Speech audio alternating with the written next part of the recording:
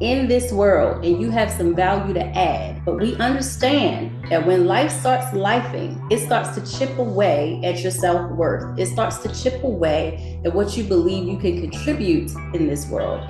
And that can affect how you earn money, how you save, how you invest. If you're swiping all these credit cards, creating debt for yourself, like this has a lot to do, our significance and how we navigate this world has a lot to do with how we build wealth.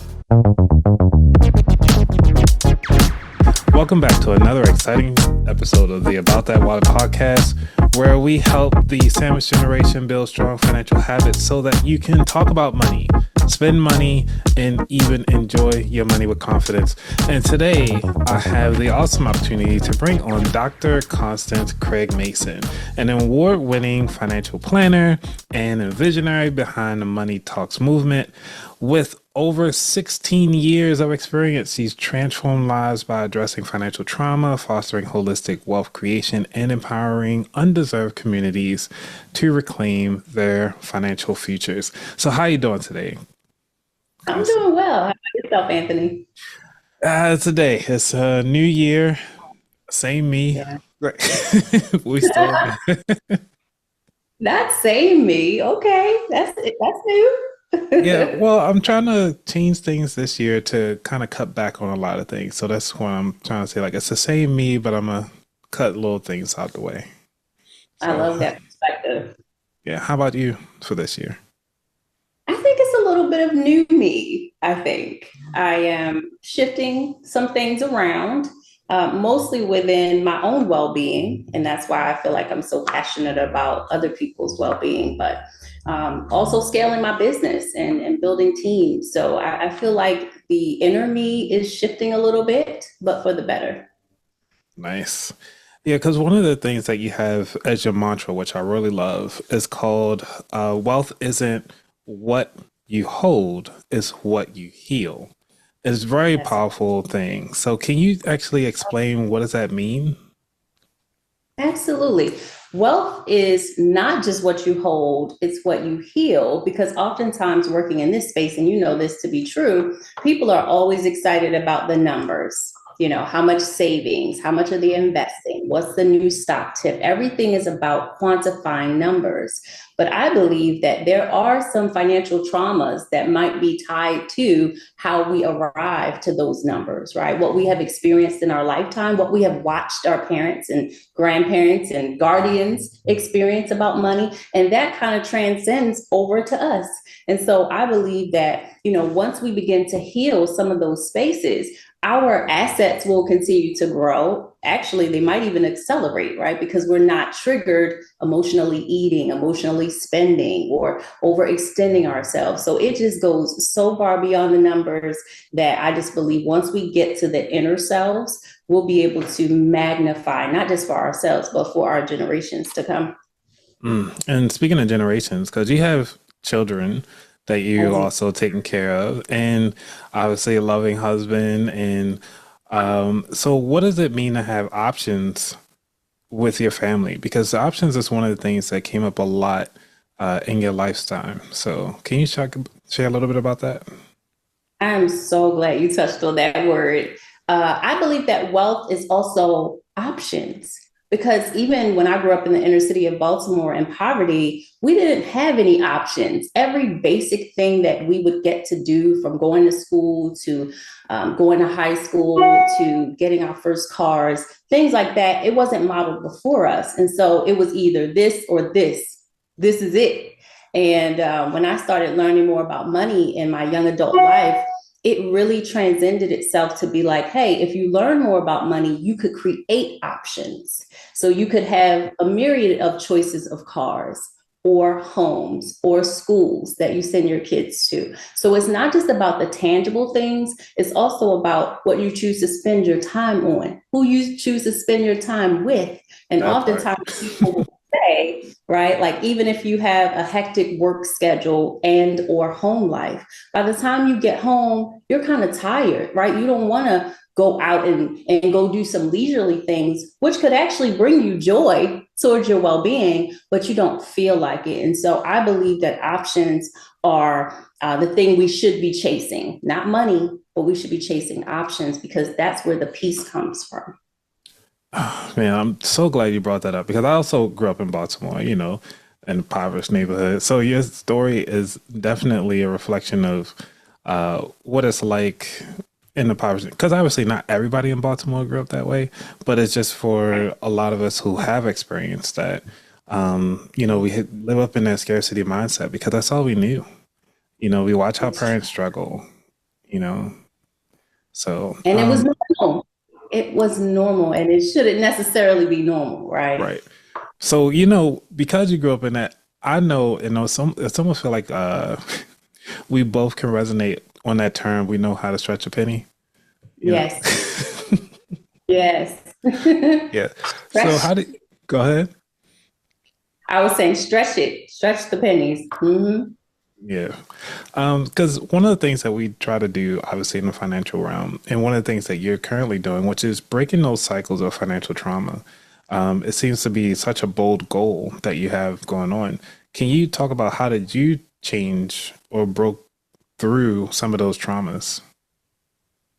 It's funny, and it's one of the smaller things that most people don't even pay attention to. But when I got married at a young age, right? I got married, 7 years after. So I got married around 27 years old. And my husband's older than I am. And so I grew up in poverty. He did it. He grew up in a middle income family. And he used to try to go window shopping with me. And I would be so frustrated.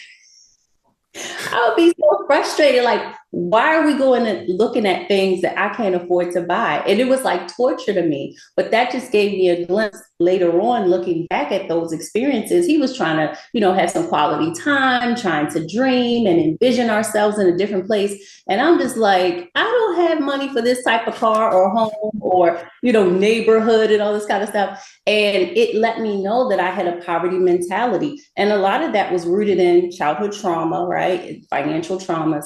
But I didn't know that that was a thing. I just thought that this is a waste of time. I didn't see myself as worthy of these experiences.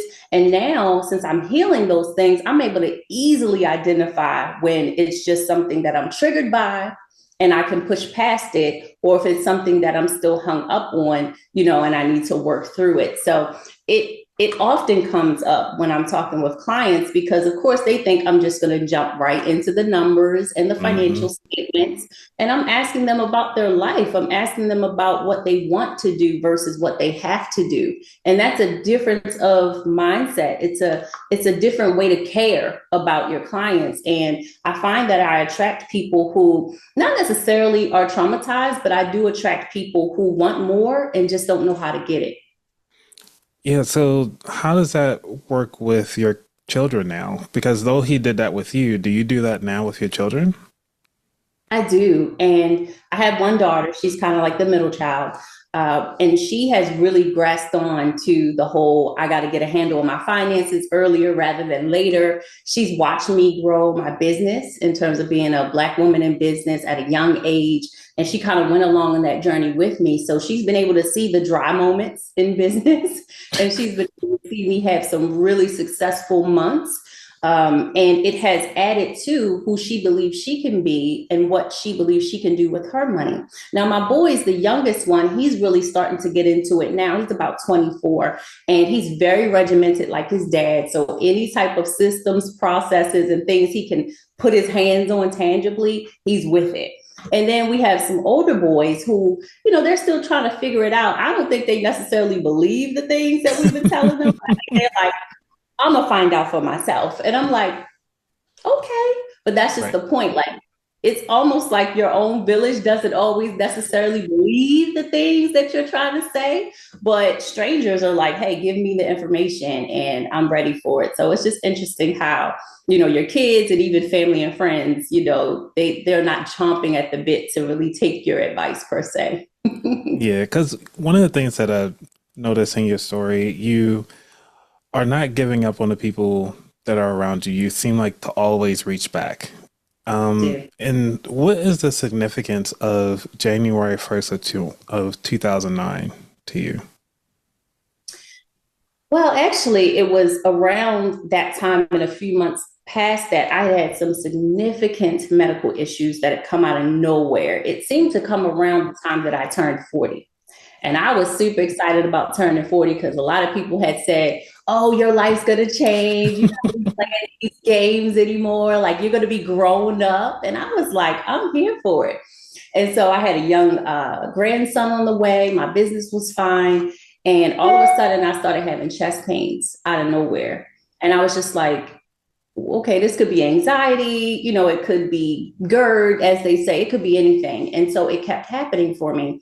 At the same token, I started having some depression to come down. And I was just like, well, where is this coming from? Because again, like I said, everything seemed to be okay.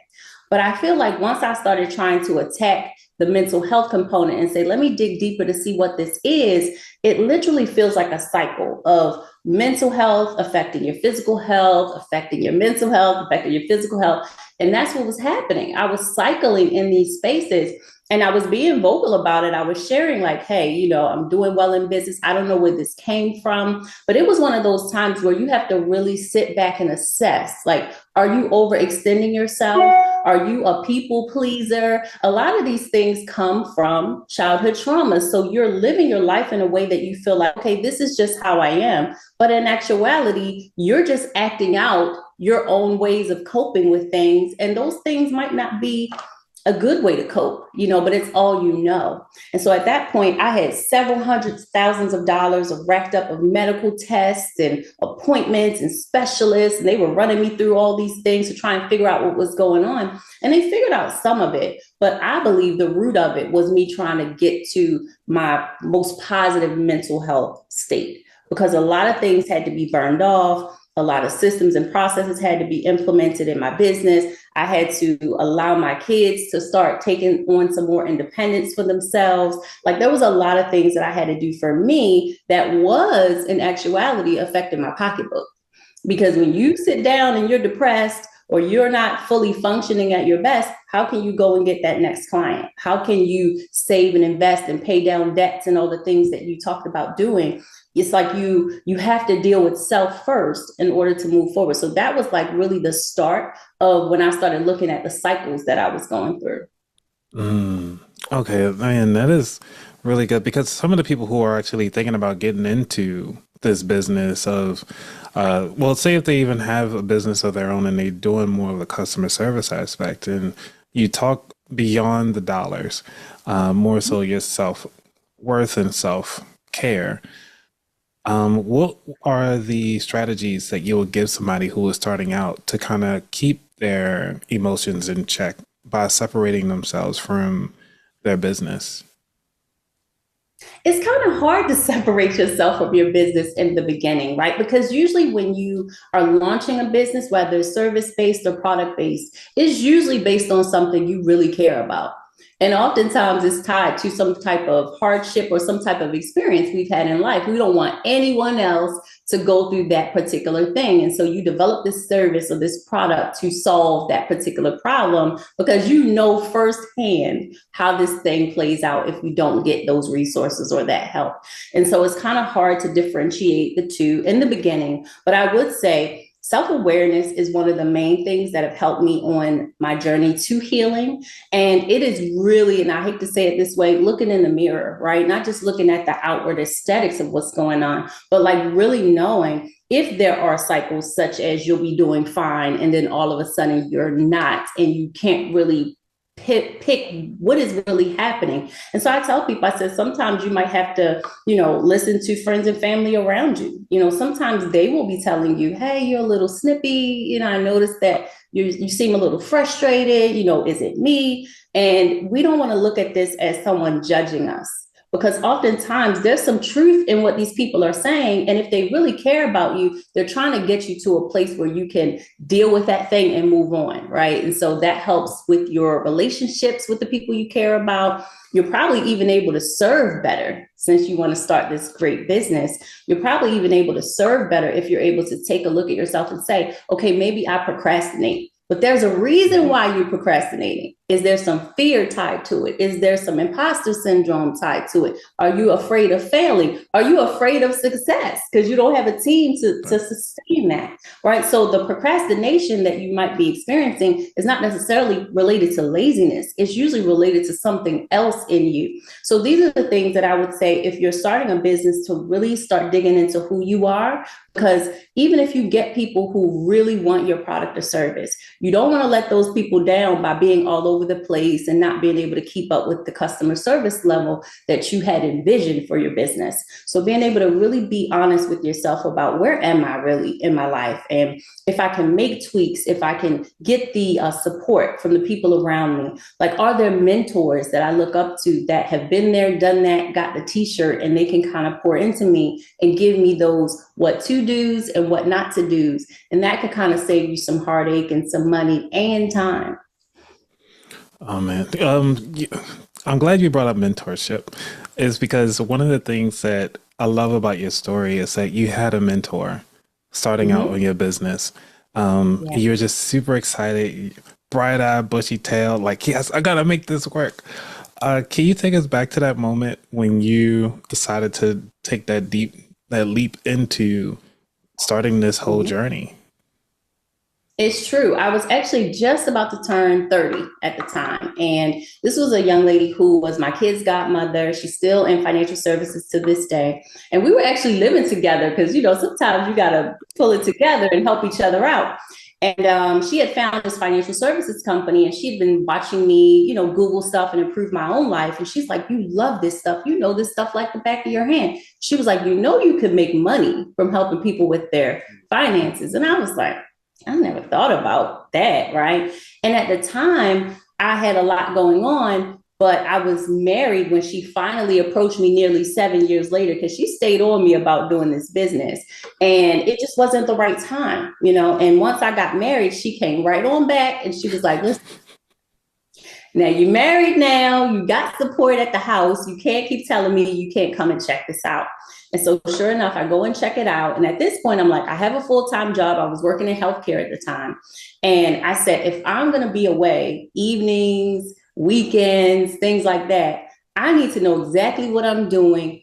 You know, how quickly can I earn income? Like, what am I going to be doing with these people? And sure enough, like she was a very aggressive and poignant, I don't want to say salesperson, but she was really good at being able to get people to see the big picture and make changes.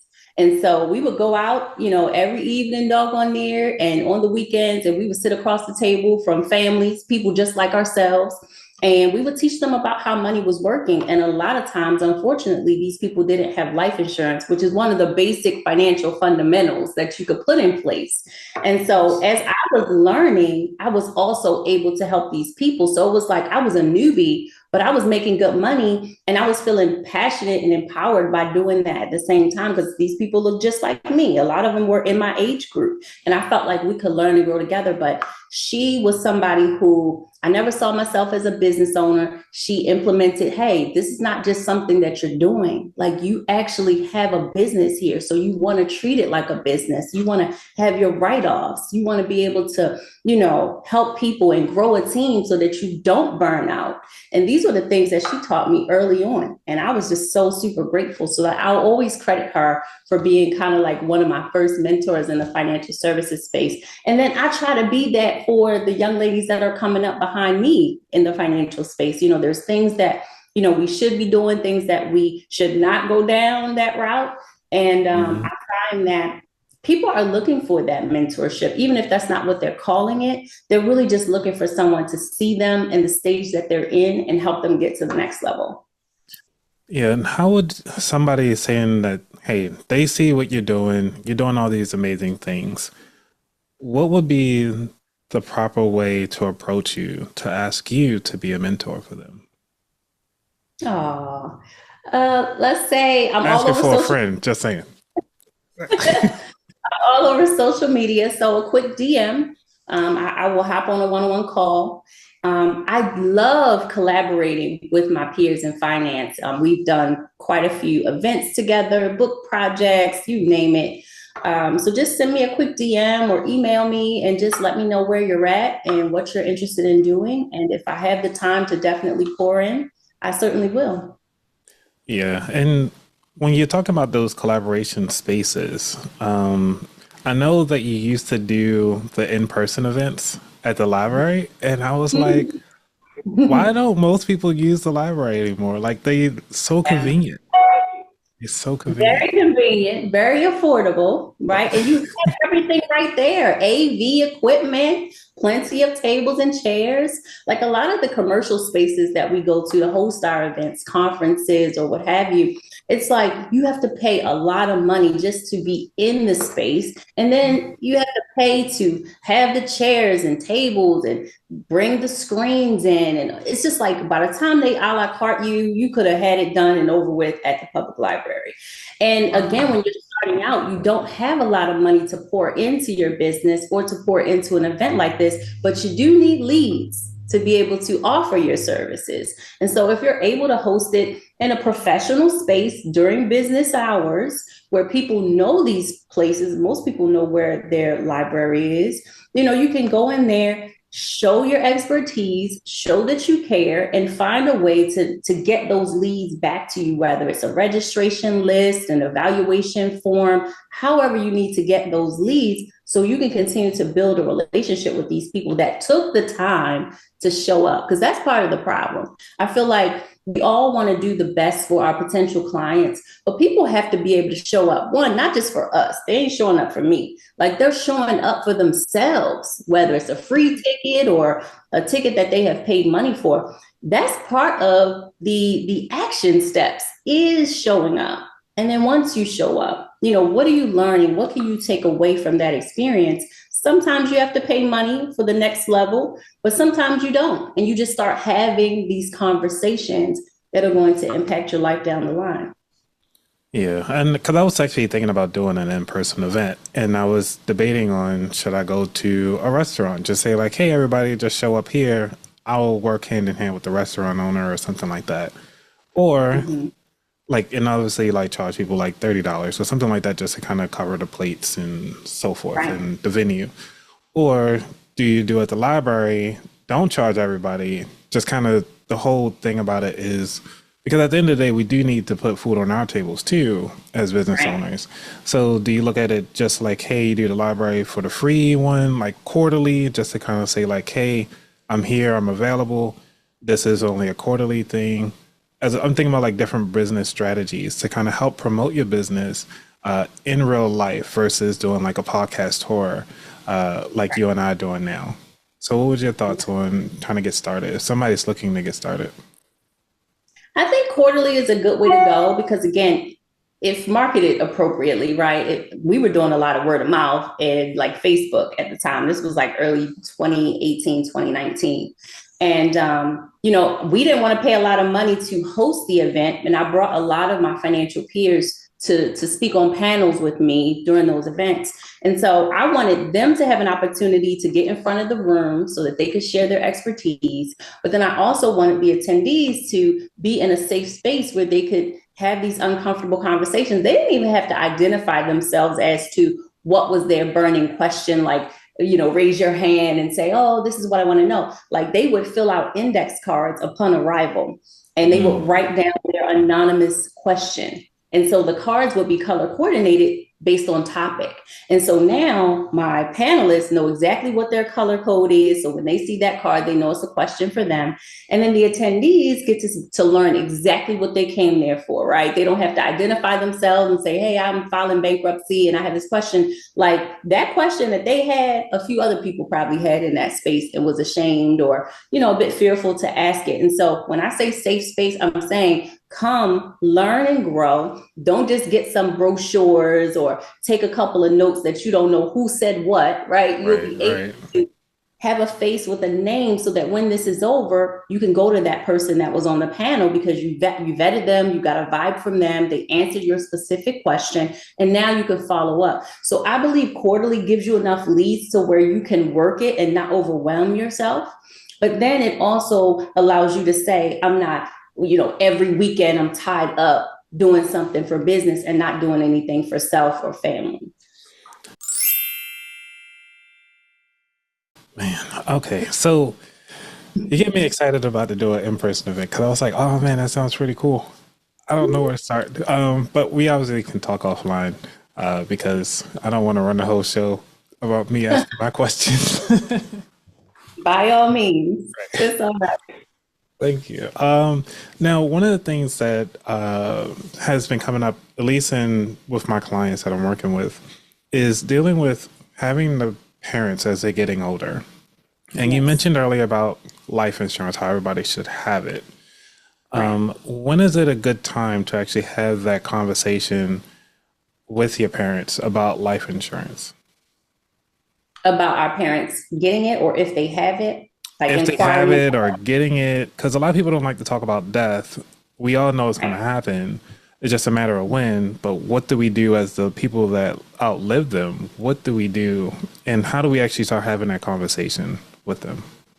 Yeah, I want to make it not taboo anymore to talk about money, right? That's why we have the money talks. It's like uncomfortable conversations, but they're transformational in the aspect that we all know our parents and our grandparents or our guardians, right? We know if they are comfortable talking with us about money. Some of them are, right? They Hmm. can't wait to tell us, "Oh, I've done this, I've done that," or you get the house and you get the kitchen table and you get this and you get that. So it's like if it's easy to talk to them, by all means, just go ahead and say, hey, I was wondering as I'm getting older, I need to set up things for myself. What do you have in place? And it will allow them to say what they already have. And they may even say, you're the beneficiary on that, or you and your brother are, or however it works. So now that gives you the idea that you don't have to worry about taking on somebody else's burden if God forbid they would pass away, because oftentimes you're grieving, right? And that you don't know how that's going to go or how long you're going to be in that space.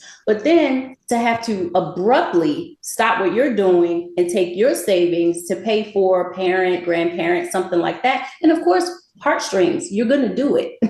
You're going to Yeah. take that and you're going to take care of it. And then when the smoke clears, you're going to look back at your finances and say, now I got to start this all over again, or now I got to start accelerating my 401k. You know what I'm saying? And so if we're able to find out what they already have, and again, if they have it, they're going to tell you they have it. If they don't have it, they may say, well, maybe you need to help me get some. Now, we do have some carriers out there who are really strict on pre-existing conditions, but there are some nowadays that there's very minimal underwriting where you could get guaranteed issue coverage, depending on your age and things like that. But it's really no excuse nowadays because even people who have like HIV, AIDS, cancer, heart conditions, mental health, even people who smoke marijuana can get medical and health coverage and life insurance. And it's usually at a reasonable rate, depending on how much coverage you need. So I just feel like,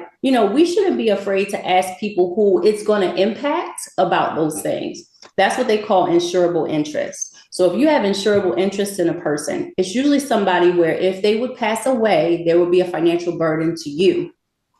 So in the aspect of spouses, Right. children, young children, adult children, right? If let's say your elderly parent doesn't earn a lot in retirement. So maybe if they don't have a policy that is kept pace with inflation, they got that thing 30 years ago and it's like $8,000.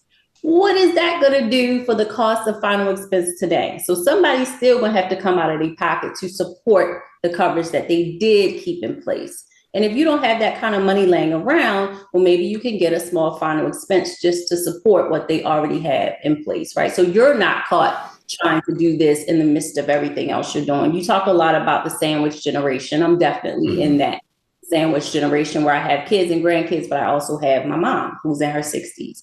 And so it's like you want to do what's best for you. You want to be a model for your children and grandchildren. And you also want to be that support to those who were of support to you when you were coming up, but it doesn't have to be burdensome. So the conversations definitely need to be had, even if they're uncomfortable, because it's really all about care, right? I care enough to inquire about what you have going on so that if it doesn't affect me, great. I'm happy to hear that it won't affect me negatively. And sometimes there's legacy that's coming your way. There's assets that are coming your way. And you might need to know how that works because maybe there's a tax consequence attached to that asset. Or maybe there's money's coming that is not taxable coming your way. So you would want to know that sooner than later. So one of the things that stuck out to me is when it comes to, say you do have that $8,000 policy, but all of a sudden you want to adjust it to today's inflation rate. It depends. It really depends on how the carrier has those plans set up. Oftentimes, they will allow you to do like what they call a policy change. So a policy change form that you would complete is where you're taking it from X amount of coverage up, usually increasing that to a higher amount. And then, of course, now, yes, the premium that you're quoted is based on your current age and not the age you were when you got that $8,000 policy many years ago. So now you have the premium price equivalent to your current age. But sometimes they might not take you through all the underwriting because you had that existing policy, but sometimes they will consider any new medical concerns that have come up. So you really I would recommend that you have an agent so that agent can let you know, okay, because sometimes you have a policy, you don't know how to read all the jargon that's inside of it. So the agent can look at the jargon and say, oh, yes, they do allow you to make changes to this. If not, it's just like getting a new policy where you're going to have to be reassessed and see what you can qualify for. That is great info, because I'm thinking about how can one person either utilize it today. So say if they do come through financial times or financial hardship, is there ever a life insurance policy that you can actually withdraw from to kind of live off of while you're still living? There are, and I'm so glad you brought that up. So there are the permanent types of policies, which are universal life or whole life. Most people have heard of those types. And then you got index universal, you got variable universal, but the gist of it is universal or whole life. Those are the cash value building types of policies. And with that meaning, as you're making your monthly premium payment, the entire payment is not going towards the cash value. There's costs to insure us, so they take that off the top. And then what's remaining goes inside that cash value. It's kind of like a savings inside the policy. And then either annually or monthly, they credit interest to that particular cash value account. So every year you're earning on the cash value. Now, depending on whether it's a whole life or universal and how they are set up, you could choose to borrow from that cash value. And then if you pay it back, great. If you don't, they subtract it off the end when you pass away minus the interest. The other thing is you could choose to withdraw from it, usually universal. You can withdraw from it, which is different than borrowing. So with withdrawals, you don't have to pay it back. With borrowing, you can pay it back. So there's the major difference. So a lot of times people are saying, hey, well, if I'm doing what I'm supposed to do and I'm being responsible and I'm covering myself and or my family in the event that we pass away or in the event that we have some extended medical event and I have this hybrid living benefit attached to my policy. Okay, great. But what if I want to buy my first home and I need money for the down payment? Or what if my kid is going off to college and I want to help them get their first car? Or what if I'm going ahead and retire a little bit earlier than Social Security would like me to, and I need a couple of years of income to supplement my lifestyle until I go ahead and claim that Social Security benefit? So these things can build up over time, but again, consistency is key. If you get covered and then you let it lapse, well, there goes that. So then now you got to go and start all over with your cash value building. So most things as it relates to money, consistency is key to that. Yeah. And before we get to the third segment, I have one question, which is like, what are some common misconceptions of building that generational wealth? Could people help redefine what it means for their families? Yeah, so one of the main misconceptions that I come across is that people feel like they have to have a lot of money at any given point to build the wealth. So there's a basic formula called the wealth formula, right? It's very basic, but it gives you the components of what's required to build wealth. So for the wealth formula, you need money, any kind of money, $5, $1,000, doesn't matter. You need some kind of money. Then you need time. You need time for this money to accumulate. Then you got to plus or minus whatever rate of return you're getting. So if you're putting your money someplace where you're getting interest, plus or minus, you put your money in the market, plus or minus, whatever the performance is. And then you got to offset inflation, which is eating away at our purchasing power, and of course, taxes. So if I'm thinking about this as a formula, how many of these components do I have, right? Do I have an extra $25 per pay? Maybe you do. Okay, great. So you've got that. I'm alive and hopefully well. So I have some time. Now, where am I going to put this money that will accumulate over time that's going to give me a great rate of return? When I say rate of return, that's great. I mean outpacing inflation, at least giving you more than 3%.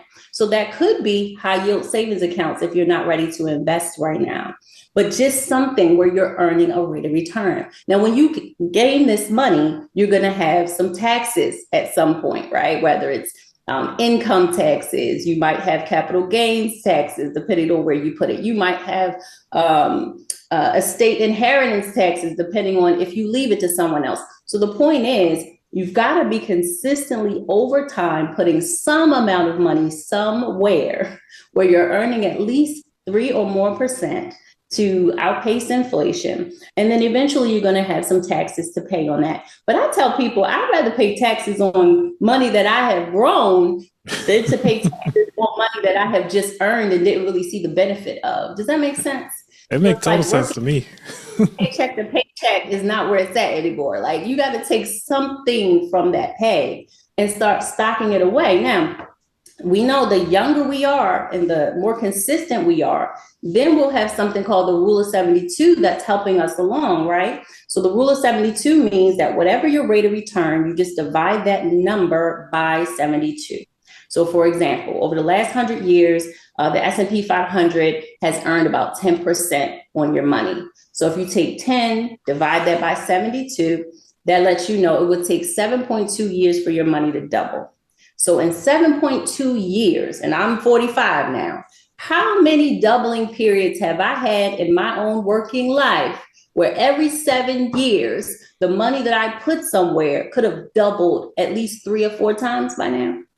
But that's what I mean. I don't have to have $50,000 to invest at one time, but I could have done $5 every week.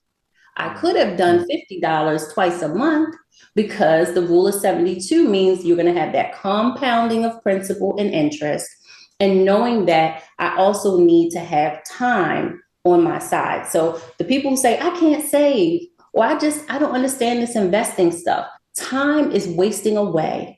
And that is one of the biggest components of how you build wealth. I love that. I love that. Oh, man. So going into the third segment, which is the features, and this is kind of focusing on either like yourself, your career, and even with, dealing with family. So what areas are you focusing on in improving your own life or your career? So right now, I am focusing on delegation. I am focusing on systems and processes and my well-being. Those are like the main things, because again, if I'm able to have my systems and processes in place, then I can duplicate myself in another advisor, or I can duplicate myself in an executive assistant or a director or somebody like that, and then delegate to them the things that I know that they can do so that I can focus on the things that I do, right? So I do the numbers for the people, but you can create the experience for the people, right? You can help me with the email automation. You could help me with all the other things behind the scenes that allows me and them to maintain our well-being, where nobody is maxing out every day on these things that help us and help our clients to grow. And so I started that process last year. And so I'm getting better and better, closer and closer to my optimal schedule and, being able to maximize my revenue. So when you did the book Money Talks, you actually were curating or eliciting information from other financial people and also a lot of couples during that time frame. And I had to first off say thank you for actually doing such a book like that, because I've seen it, but I've never seen it done like from the ground roots, if that makes sense. And you're the first person who was like, hey, everybody, I'm doing the book. what you got? It's like, Right, those are good. exactly. Mhm.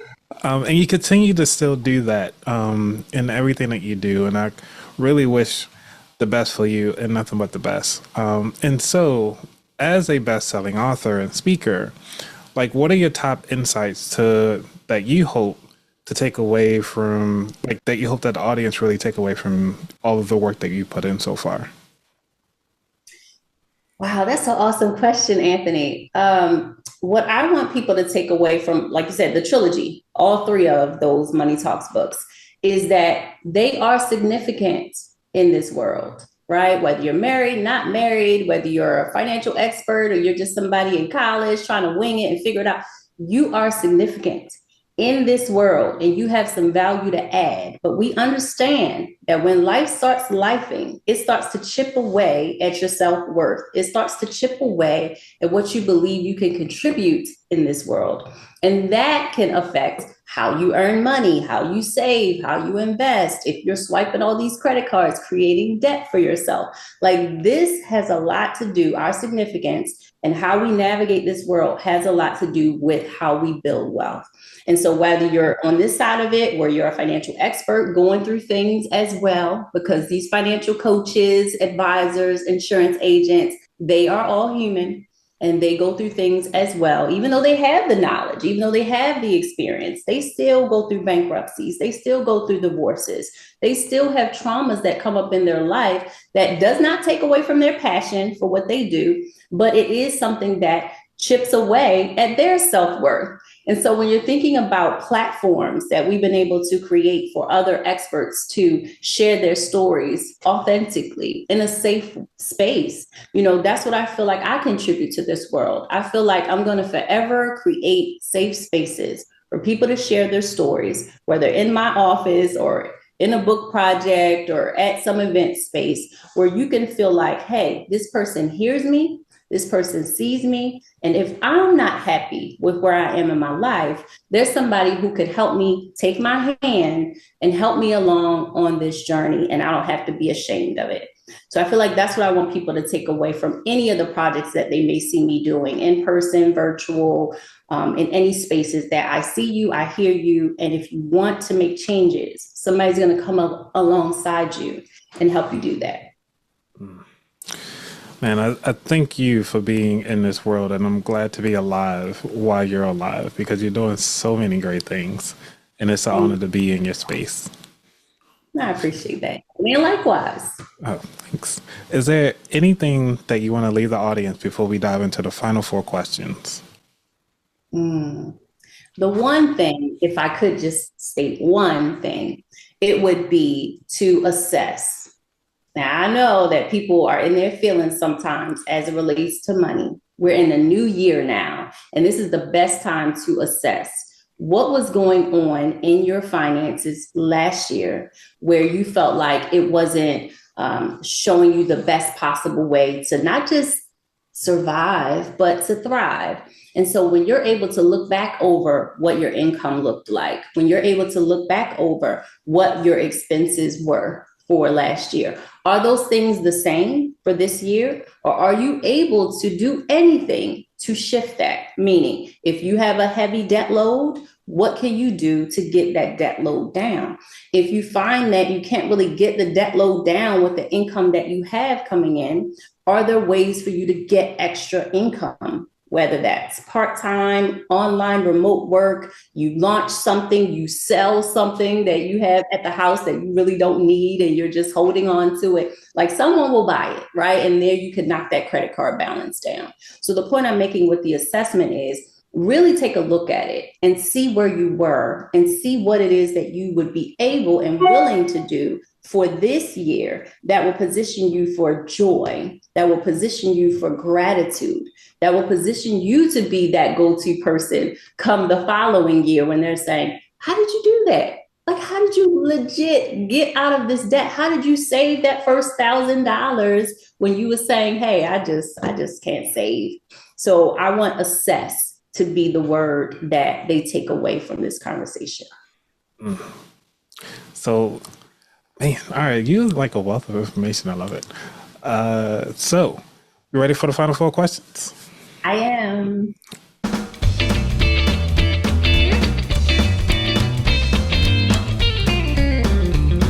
Alrighty. Number one, what does wealth mean to you?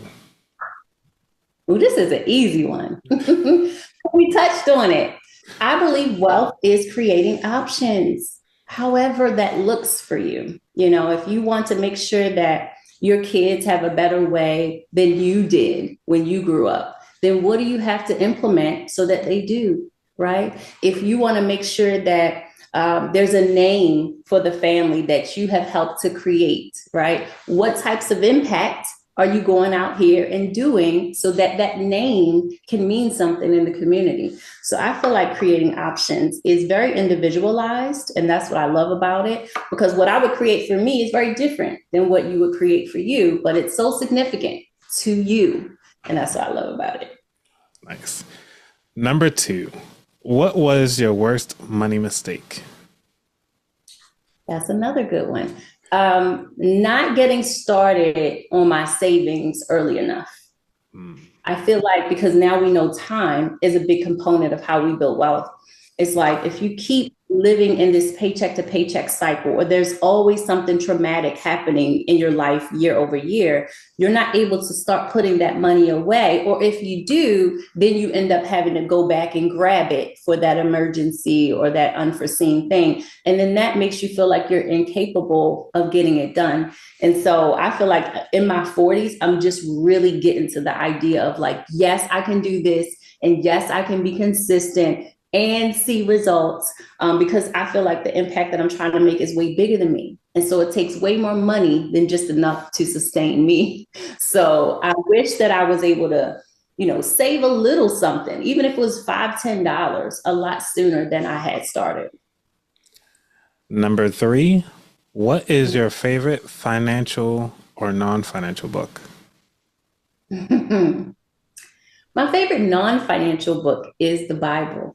I really feel like it changed my life. I got saved at 19 years old, and I really feel like me reading that book and learning more about the higher power and learning what he said about me was a game changer. Because no diss to any family or friends coming up, but it was like sometimes they didn't have the words to pour into you, right? They didn't have the words. And so it's like if no one's really pouring into you emotionally, spiritually, from that perspective, where do you get it from? Sometimes you get it from the wrong places and you end up being in some poor relationships. And so I found that once I started reading that particular book and it was sharing with me how valuable I was to the higher power, how valuable I was to him. And then I started reframing how I would speak about myself and how I would think about myself. And then I would say, well, if he could do these things and he says that I could do these things, then why not do these things, whatever these things are, right? And so that's my favorite non-financial book. I mean, ironically, it has a lot about money in it, to be honest. And then I'll just plug my own book as the financial. Why not? Why not? Trilogy, you know. The volume 3 really has a special place in my heart because it's my peers, right? It's my other financial expert peers that came together and they did such a phenomenal job of sharing their stories, but also relevant strategy that people could use. Yes, yes. And that book was amazing, by the way. I had the digital copy. Yay!